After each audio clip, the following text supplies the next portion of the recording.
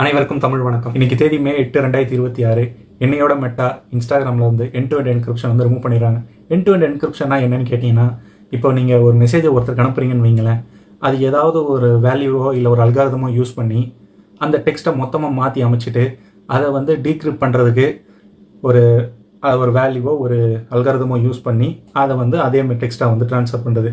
இப்போ உதாரணத்துக்கு ஹாய் என்ன பண்ணுறேன்னு சொல்லிட்டு நீங்கள் ஒரு மெசேஜ் அனுப்புறீங்கன்னா, அது போய் சேர்றப்ப ஹாய் என்ன பண்ணுறேன்னு போய் சேராது. அது ஒரு கைண்ட் ஆஃப் என்கிரிப்ஷனு அல்காரிதம் பேஸ் பண்ணி தான் வந்து போகும்.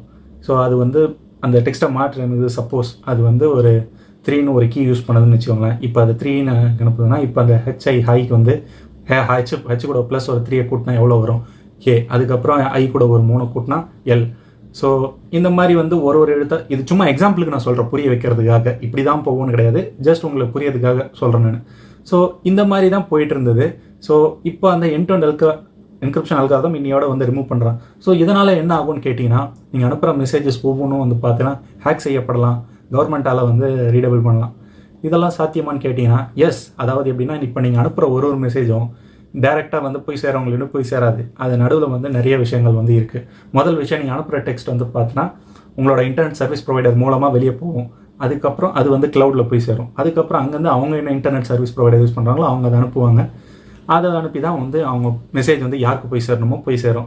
ஸோ இந்த இடத்துல போகிற வழியில் எங்கே வேணால் ஹேக் செய்யப்படலாம். ஸோ அதுதான். ஸோ இப்போ என்ன கேட்டிங்கன்னா, அதனால் என்ன யூஸ் பண்ணக்கூடாதுன்னு கேட்டிங்கன்னா, இதில் முக்கியமாக சீக்ரெட்டான கான்ஃபிடென்ஷியலான விஷயத்தை வந்து நம்ம எதுவும் ஷேர் பண்ணிக்கக்கூடாது.